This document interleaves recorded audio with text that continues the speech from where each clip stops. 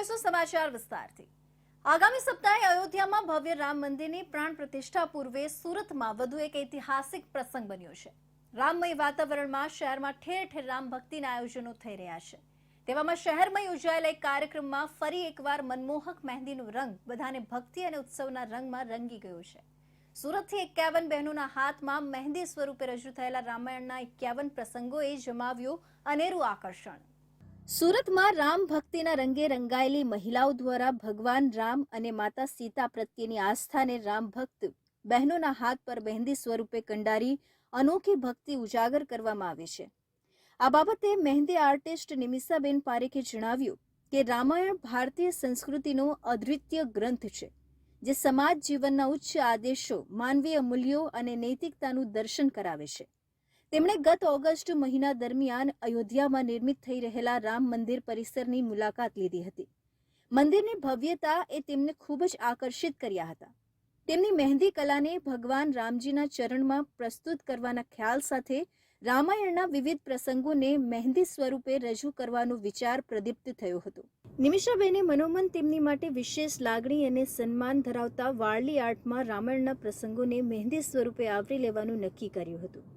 Traditional ડ્રેસમાં સુરતની 51 જેટલી બહેનોને હાથ ઉપર રામાયણની ચોપાઈઓ આધારિત રામ જન્મ, બાલ અવસ્થા, સ્વયંવર, વનવાસ તરફ પ્રયાણ, સીતાહરણ, હનુમાન મિલાપ, સુગ્રીવ રાજ્યાભિષેક, રાવણ યુદ્ધ અને અયોધ્યામાં રામ દરબાર સુધીના 51 જેટલા પ્રસંગોને વારલી આર્ટમાં મહેંદી સ્વરૂપે રજૂ કરવાનો અનુભવ ખરેખર રોમાંચક છે। ભગવાન રામ અને માતા સીતા પ્રત્યેની મારા હૃદયમાં પ્રસ્થાપિત થયેલી મારી ભક્તિ અને આસ્થાને મેં રામ ભક્ત બહેનોના હાથ પર મહેંદી સ્વરૂપે કંડારી છે। આ પ્રસંગે મહિલાઓના ઉમદા કાર્યને પ્રોત્સાહિત કરવા કેન્દ્રીય રેલવે રાજ્યમંત્રી દર્શનાબેન જરદોસ ખાસ ઉપસ્થિત રહ્યા હતા ને હાજર સૌ મહિલાઓને અભિનંદન પાઠવ્યા હતા। સમગ્ર દેશમાં જ્યારે 22 જાન્યુઆરીની રાહ જોવાઈ રહી છે, ભગવાન શ્રી રામ પોતાના અયોધ્યામાં ફરી બિરાજમાન થવા જઈ રહી છે, ત્યારે અત્યારે સીધા દ્રશ્યો આપણે સુરતથી જોઈ રહ્યા છે કે સુરતમાં તમે જોઈ શકો છો કે કેટલીક મહિલાઓ છે તે અત્યારે અહીં પોતાના હાથમાં મહેંદી લગાડીને ઊભી છે।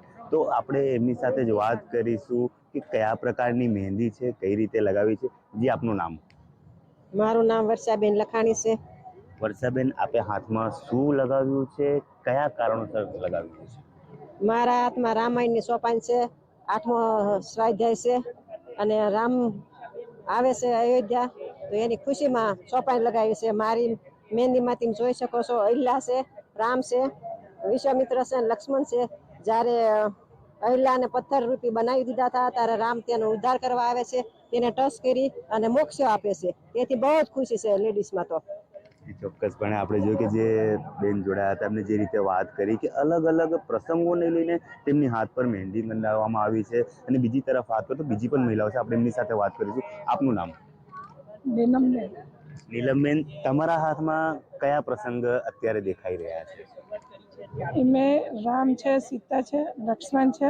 લક્ષ્મણ બાણ ચનાયો, નાક કાપી દે, આનો ફોટો છે। એ સપૂર્ણખાની નાક કાપી દેવામાં આવી હતી જે તે સમયે, ત્યારની પ્રતિકૃતિ આમના હાથમાં બનાવવામાં આવી છે। ત્યારે કેટલીક જે અન્ય લોકો પણ છે, આપણે એમની સાથે પણ વાત કરીશું। આપના હાથમાં શું કંડારવામાં આવ્યું છે? મારા હાથમાં રામજીએ જે તારકાસુરનો વધ કર્યો હતો તો એ કંડારવામાં આવ્યું છે અને એની ચોપાઈ લખવામાં આવી છે।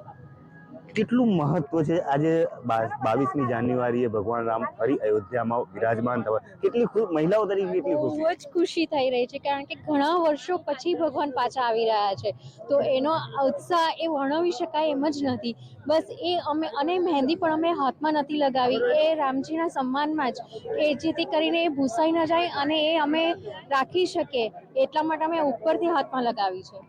તમે, આપની ઉંમર કેટલી હાલ? 38। 38 વર્ષ। આજે 500 વર્ષ લોકોએ રાહ જોઈને તમારા સમયમાં આજે જ્યારે તમારી નજરોની સામે ભગવાન રામ ફરી આવી રહ્યા છે, ત્યારે કેટલી ખુશી થાય છે? બહુ જ ખુશી થાય છે, અને કદાચ એ જ ખુશી માટે બધી જ બહેનો ભેગી થઈ છે અને 51 મહિલાઓએ આ હાથમાં મહેંદી મુકાવી છે। ચોક્કસપણે જે મહિલાઓમાં એક ઉત્સાહ જોવા મળી રહ્યો છે કે 22 જાન્યુઆરીને લઈને જ્યારે ભગવાન રામ આવી રહ્યા છે, તો ક્યાંક ને ક્યાંક તમામ લોકોમાં, સમગ્ર દેશમાં આની ખુશી દેખાઈ રહી છે। તો લોકો તન, મન અને ધનથી આ એક ઉત્સાહમાં જોડાઈ ગયા છે। કેમેરા પર્સન રવિ વેંડે સાથે હું અમિત રાજપૂત, ઇન્ડિયા ન્યૂઝ ગુજરાત, સુરત। દરેક ક્ષેત્રના લોકો પોતાની રીતે આ અવસરને યાદગાર બનાવવા માટે પ્રયાસ કરી રહ્યા છે। વિવિધ હિન્દુ સંગઠનો, સામાજિક સંસ્થાઓ અને સામાજિક અગ્રણીઓ 22 જાન્યુઆરી પહેલા અલગ અલગ કાર્યક્રમોનું આયોજન કરીને પોતાની લાગણી વ્યક્ત કરી રહ્યા છે। ત્યારે આ પ્રસંગે વીર નર્મદ દક્ષિણ ગુજરાત યુનિવર્સિટીના પ્રાંગણમાં ભવ્ય રામોત્સવનું આયોજન કરવામાં આવ્યું છે। વીર નર્મદ દક્ષિણ ગુજરાત યુનિવર્સિટી ખાતે એક સપ્તાહ સુધી રામોત્સવનું આયોજન કરવામાં આવ્યું છે। અયોધ્યા નગરીમાં પ્રવેશતા હોય તે પ્રકારનો માહોલ ઊભો કરવામાં આવ્યો છે। અંદાજે 56 ફૂટ જેટલું ભવ્ય ભગવાન શ્રી રામનું કટઆઉટ લગાડવામાં આવ્યું છે। સાથે સાથે ભગવાન રામલલ્લાની જેમ મંદિરમાં પ્રાણ પ્રતિષ્ઠા થવા જઈ રહી છે તે મંદિરનો આકાર પણ ઊભો કરવામાં આવ્યો છે। ભગવાન શ્રી રામના જીવન ચરિત્રની પ્રદર્શની લગાડવામાં આવી છે। ભગવાનની જીવન યાત્રા દરમિયાન આવેલા પ્રસંગોને પણ પ્રદર્શનના ભાગરૂપે મૂકવામાં આવ્યા છે, જેથી કરીને યુનિવર્સિટીના જે વિદ્યાર્થીઓ છે તેમજ આ કાર્યક્રમમાં ઉપસ્થિત રહેનારા અનેક લોકો તેને નિહાળી શકશે। भारत राष्ट्र में भगवान श्री राम का 550 साल का ये संघर्ष का जो रहा है, राम जन्मभूमि इतिहास, उनका ही हमने राष्ट्रीय शिक्षा नीति 2020 में एक सर्टिफिकेट कोर्स डिज़ाइन किया है, जो वो 30 घंटे का है और उनकी फीस जो है वो 1100 रुपीज़ है।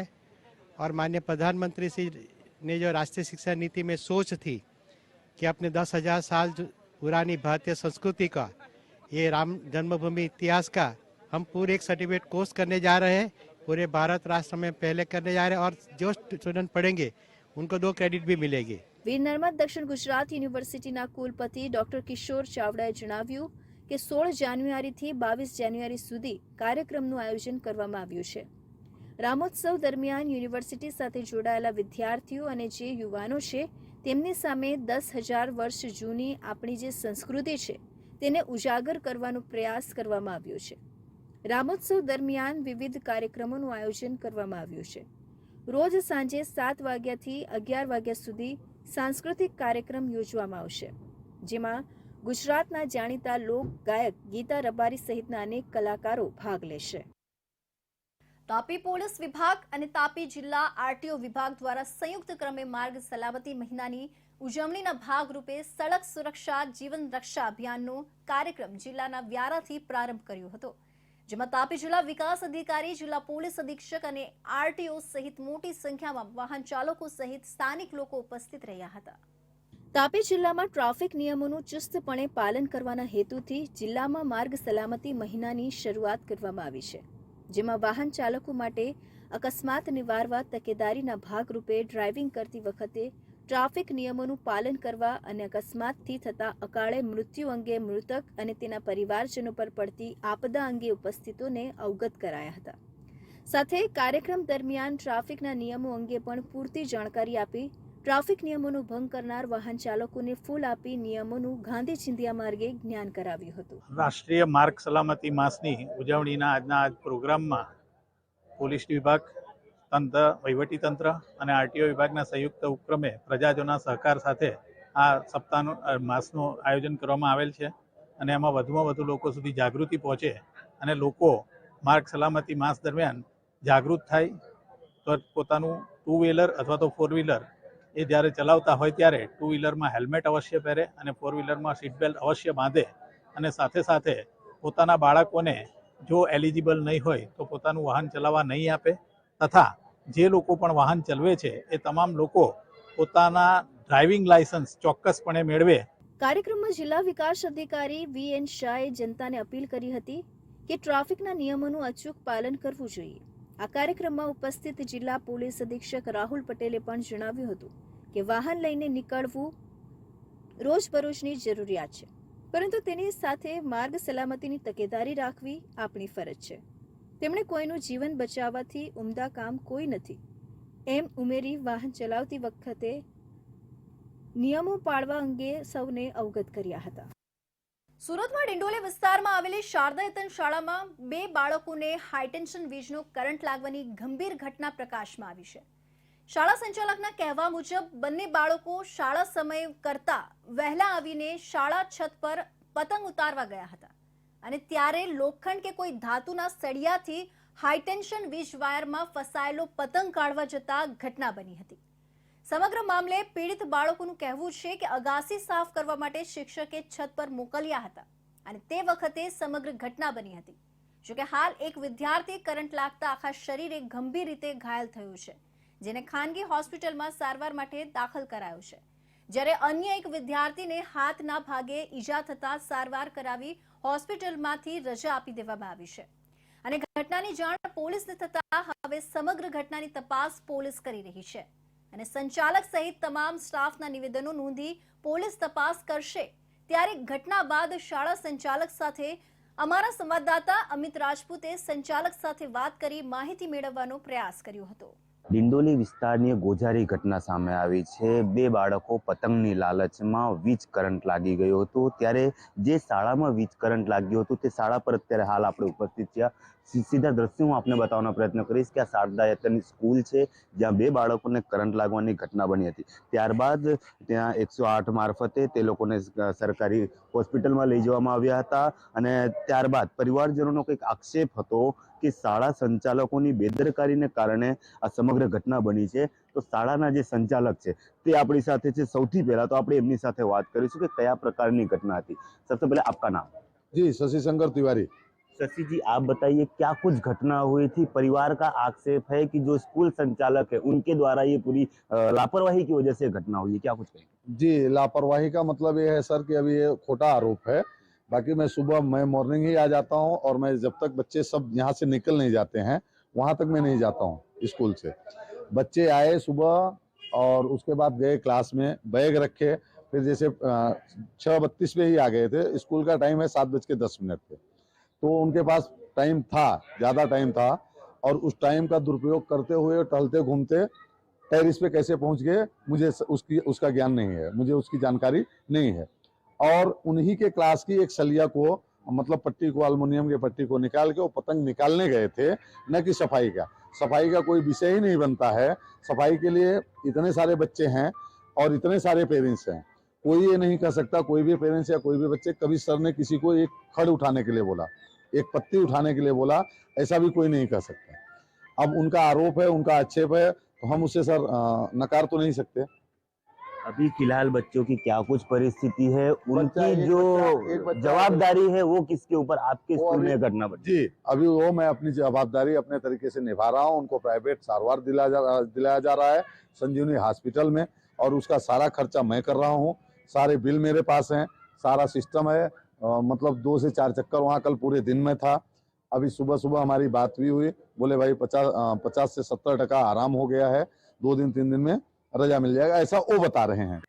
जी, ચોક્કસપણે આપણી સાથે જે સ્કૂલના સંચાલક જોડાયા હતા તેમણે સીધી તરીકે આપણે જણાવ્યું છે કે જે સ્કૂલના જે છોકરો છે તે ઉપર પતંગની લાલચમાં ગયો હતો અને તેમના જ ક્લાસમાંથી કોઈક એલ્યુમિનિયમનો સળિયો હતો તે તેના હાથમાં આવી ગયું હતું અને પતંગની લાલચમાં આપનું સીધા દ્રશ્યો બતાવીશ કે જે ક્લાસ છે, ક્લાસથી કઈ રીતે ઉપર પહોંચ્યો અને ત્યારબાદ કઈ રીતે તે રેલિંગ પાસે પહોંચ્યો એલ્યુમિનિયમનો સળિયો લઈને. આ એ જ દાદર છે જે દાદર થકી એ બાળક ઉપર ગયો હતો. ઉપર ગયા બાદ એ ધાબા પર પહોંચ્યો હતો. ધાબા પર પહોંચ્યા બાદ એલ્યુમિનિયમના સળિયા દ્વારા જે ચાલુ હાઈટેન્શનનો તાર હતો તે તાર દ્વારા તેને એ પતંગ પકડવાનું પ્રયત્ન કર્યા હતા અને પતંગ પકડવા જતા હાઈટેન્શનનો વાયર અડી જતા 2 બાળકો તેમાં દાઝ્યા હતા અને હાલ 60%થી વધુ જે એક બાળકની હાલત ગંભીર છે તેના માટે સારવાર ચાલી રહી છે અને હાલ જે રીતે શાળા સંચાલક જણાવી રહ્યા છે કે તે સારવારનો તમામ ખર્ચો શાળા સંચાલક દ્વારા આપવામાં આવી રહ્યો છે. કેમેરા પર્સન રવિ વેંડે સાથે હું અમિત રાજપૂત, ઇન્ડિયા ન્યૂઝ ગુજરાત, સુરત. સુરતના ડિંડોલીમાં શારદાયતન સ્કૂલના શિક્ષકે 2 વિદ્યાર્થી ભાઈઓને સ્કૂલની અગાસી સાફ કરવા માટે મોકલ્યા હતા. તે દરમિયાન પતંગની દોરી ખેંચવા જતા એકને વીજ કરંટ લાગ્યો હતો, જેથી ભાઈને બચાવવા જતા બીજા ભાઈને પણ વીજ કરંટ લાગ્યો હતો. તેથી તેઓને સારવાર માટે હોસ્પિટલમાં ખસેડવામાં આવ્યા હતા, જ્યાં એકની તબિયત ગંભીર હોવાનું જાણવા મળ્યું છે. ડિંડોલી વિસ્તારમાં માનસી રેસિડેન્સીમાં પરમેશ્વર યાદવ પરિવાર સાથે રહે છે. પરમેશ્વરના સંતાન પૈકી શિવમ અને શિવા બંને ભાઈઓ ડિંડોલી વિસ્તારમાં પ્રિયંકાનગર 2 ખાડી પાસે ખોડિયારનગર ખાતે આવેલા શારદાયતન સ્કૂલના ધોરણ 6માં અભ્યાસ કરે છે. મંગળવારે સવારે શિવમ અને શિવા બંને ભાઈઓ સ્કૂલમાં હાજર હતા. તે દરમિયાન સ્કૂલના ખૂના તિવારી નામના શિક્ષકે બંને ભાઈઓને અગાસી સાફ કરવા માટે મોકલ્યા હતા. સમગ્ર મામલામાં વધુ વિગત જાણવા ઇજાગ્રસ્ત બાળકની સાથે અમારા સંવાદદાતા અમિત રાજપૂતે વાત કરી વિગત જાણવાનો પ્રયાસ કર્યો હતો. શારદા યતન સ્કૂલમાં જે બે બાળકો સાથે ગોઝારી ઘટના બની હતી, કરંટ લાગવાની ઘટના બની હતી, તે બે બાળકોમાંથી એક બાળક હાલ તેમના ઘર પર ઉપસ્થિત છે. આપણે સીધી એમની સાથે વાત કરીશું કે શું ઘટના બની હતી તે સ્કૂલમાં અને કઈ રીતે આખી घटना सामने आई थी. आपका नाम? शिवम यादव। शिवम, क्या कुछ हुआ था? स्कूल गए थे आप, क्या हुआ था बताइए. हम लोग स्कूल गए, मेरा भाई बैग रखा, सर ने बुलाया तो गया पाव रखने, तो बोलते जा धक्का हटा दे, तो मेरे भाई ने बोला मैं नहीं हटाऊंगा, तो बोलते जा वरना मारूंगा। कौन से सर थे और आप ही लोग को क्यों बोला? मुझे नहीं बोला था, सिर्फ उसी को बोला था। क्या नाम है? खुन्ना तिवारी। मुन्ना तिवारी ने आपको बोला था. आपको कैसे पता चला कि आपके भाई के साथ ये चीज हुआ? मैं भी छत पे गया था, उसने बोला तू भी चल, तो मैं उसके पीछे गया था। आपके टीचर का कहना था कि आपने अपने स्कूल में से लोखंड का सरिया आपके भाई लेके गए थे. क्या सर ने बोला था, कैसे लेके गए? वो नहीं पता, शायद तक वो अपने से लेके गया था, क्योंकि ऑफिस में वही गया था, मैं नहीं गया था। फिर कैसे पता चला कि आपके भाई को आग लगी है? किसी ने बताया क्या? नहीं, मैं भी छत पे था ना, तो ब्लास्ट हुआ तो मैं भागा, तो मेरे को लगा मेरा भाई भी पीछे है। घूम के देखा तो था ही नहीं, तो नीचे गिरा हुआ था। फिर कैसे आप अस्पताल पहुंचे? किसने बुलाया? परिवार को कैसे पता चला? एक दुबे सर है, उन्होंने फोन किया था एम्बुलेंस को और पप्पा को। આપણી સાથે જે બાળક જોડાયું હતું તે પણ એમાં ઈજાગ્રસ્ત છે. તમે એમના હાથ પર જે નિશાન જોઈ શકો છો કે તે પણ તેને દાઝવાથી લાગ્યું છે, તેના ભાઈના બચાવવામાં લાગ્યું છે. તો ક્યાંક ને ક્યાંક જે બાળકે જણાવ્યું છે, બાળક માસૂમ હોય છે, પરંતુ બાળકે જે રીતે જણાવ્યું છે કે તેમના સ્કૂલમાં જે ટીચર છે, શિક્ષક છે, કુન્ના તિવારી નામના, તેમના દ્વારા તેમને ઉપર મોકલવામાં આવ્યા હતા અને જે પતંગનો તહેવાર ગયો, ઉત્તરાયણ ગયો, ત્યારે કેટલાક દોરાઓ ધાબા પર પડેલા હતા અને તે ધાબા પરથી સાફ સફાઈ માટે તેમને મોકલવામાં આવ્યા હતા. અને અંતે જ્યારે તે બાળક દાઝ્યો ત્યારે આમનો ભાઈ પણ એમાં એમને બચાવવા માટે ગયો અને તેને પણ ઈજા થઈ. તો ક્યાંક ને ક્યાંક જે રીતે બાળકે જણાવ્યું છે તો શાળાના સંચાલકો અને શિક્ષકની બેદરકારીને કારણે આ સમગ્ર બનાવ બન્યો છે. હાલ તો પોલીસ ઘટના સ્થળે પહોંચી હતી, નિવેદન લીધું છે અને આગળની કાર્યવાહીમાં પોલીસ તપાસ હાથ ધરશે. કેમેરા પર્સન રવિ સાથે હું અમિત રાજપૂત, ઇન્ડિયા ન્યૂઝ ગુજરાત, સુરત. સુરતના ભટારમાં સસ્તા અનાજના નામે લાખો રૂપિયાની છેતરપિંડી થતા સાયબર પોલીસ સ્ટેશનમાં ફરિયાદ નોંધાઈ છે. લાભાર્થીના ફિંગરપ્રિન્ટનો દુરુપયોગ કરી ખોટી રીતે અનાજની કૂપન કાઢી અનાજ સગી વગી કરવામાં આવતું હતું. હાલ સમગ્ર મામલે પોલીસે 3 આરોપી વિરુદ્ધ ગુનો નોંધી આગળની તપાસ હાથ ધરી છે. સસ્તા અનાજની દુકાન ચલાવતા પરવાનેદારો દ્વારા ગેરરીતિ કરીને ગરીબો માટે સરકાર દ્વારા ફાળવવામાં આવતા અનાજના જથ્થાને લાભાર્થીઓને વિતરણ કરવાની જગ્યાએ યેન કેન પ્રકારે સગે વગે કરી દઈને ખુલ્લા બજારમાં ઊંચી કિંમતે વેચી દેવાતું હોવાની અનેકો ફરિયાદ સામે આવી છે. ત્યારે આવો જ એક બનાવ સાયબર ક્રાઇમ પોલીસ સ્ટેશનના ચોપડે નોંધાવા પામ્યો છે. આ બાબતે સુરત સાયબર ક્રાઇમ પોલીસ સ્ટેશનના એસીપી યુવરાજસિંહ ગોહિલે જણાવ્યું હતું કે સુરતના મામલતદાર મજુરા ગેટ દ્વારા સાયબર ક્રાઇમ પોલીસ સ્ટેશનમાં એક ફરિયાદ દાખલ કરવામાં આવી હતી કે જેમાં સરકારની NASF સ્કીમ, જે રાશનની દુકાનો પર રાશન કાર્ડ ધારકોને સસ્તા ભાવે અનાજ આપવામાં આવે છે, તેમાં એક દુકાન પર ગ્રાહકોને સસ્તા અનાજ આપવાનું નામે ફ્રોડ કરવામાં આવતું હતું, જેને લઈને ફરિયાદ દાખલ કરવામાં આવી હતી.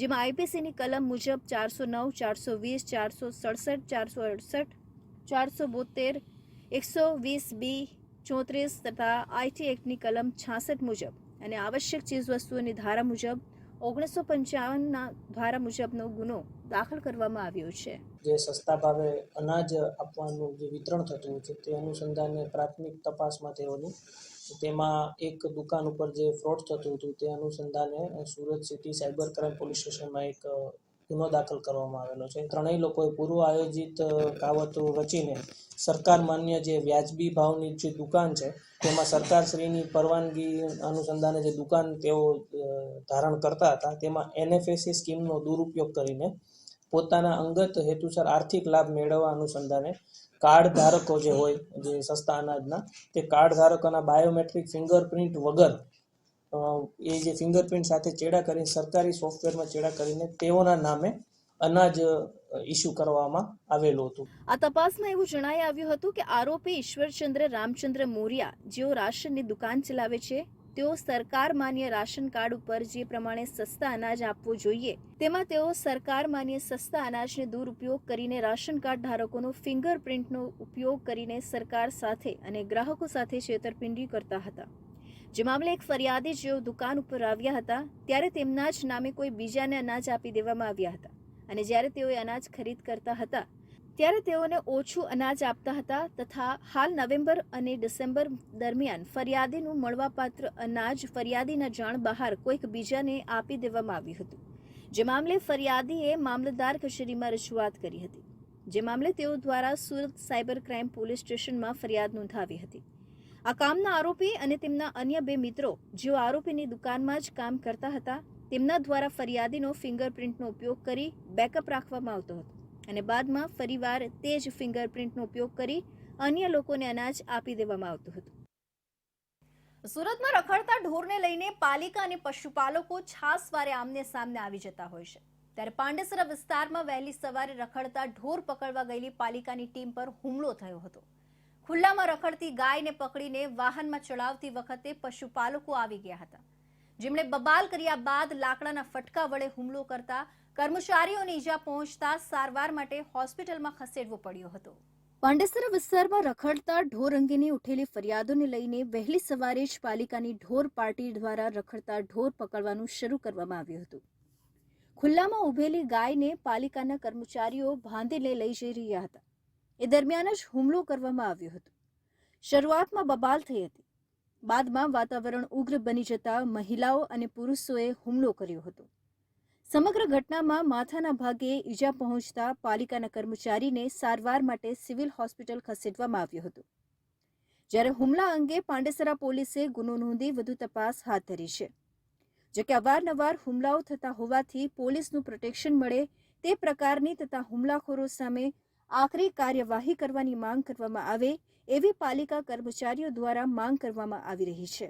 અમે મારી 6 થી 2ની ડ્યુટી દરમિયાન અમે ફરજ પર રાઉન્ડ અપ પર હતા અને સવારે 7:30 વાગ્યાના અરસામાં એક ગાય પકડી હતી, જાહેર રોડ પર હતી. તો એ જે પશુ માલિકો છે એ આવીને એમ કહેવા માંડ્યા કે છોડી દો. અમે કીધું ભાઈ તમે વાત કરો શાંતિથી, તો એ કંઈ વાત નહીં કરી. પછી જે એના ઘરના જે લેડીઝો હતા એ દંડા અને મોટા પેલા દંડા લઈને આવ્યા અને એ લોકો મારવાનું શરૂ જ કરી દીધું. કંઈ વાત મારી જોડી સાંભળી જ નથી, કંઈ કર્યું જ નથી. મેં કીધું ગાય નહીં છૂટશે અને એ લોકો પછી આવી રીતે જીવલેણનો હુમલો કર્યો મારી ઉપર અને મારા માર્શલ પર. માર્શલને વાગેલું છે અને પછી એ લોકો ગાય છોડાવી ગયા. મને પગમાં વાગ્યું છે, હાથમાં વાગ્યું છે. એ લોકો લગભગ 3 પુરુષો હતા અને 4 સ્ત્રીઓ હતી. એમના હાથમાં દંડો હતો મોટો જાડો. વહેલી સવારે ઢોર પકડવા ગયેલી પાલિકાની ટીમ પર સ્થાનિક મહિલાઓ તથા પશુપાલકો દ્વારા હુમલો કરવામાં આવતા ભાગદોડ મચી ગઈ હતી. ખાડી પુલ નજીક ખુલ્લા પ્લોટમાં થયેલા હુમલા બાદ પોલીસ દોડતી થઈ હતી.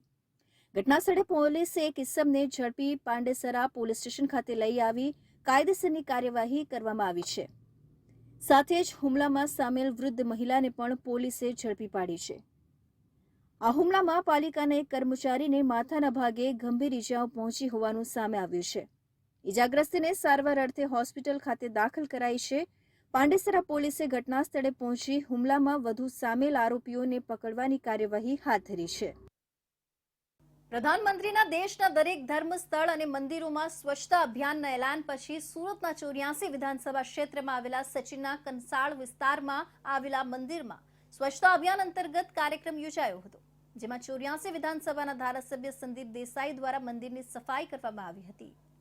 દેશમાં રામ મંદિરની પ્રાણ પ્રતિષ્ઠા પહેલા દેશના પ્રધાનમંત્રી દ્વારા દેશના તમામ મંદિરો અને ધર્મ સ્થળ પર સ્વચ્છતા અભિયાન ચાલુ કરવાની અપીલ કરી હતી.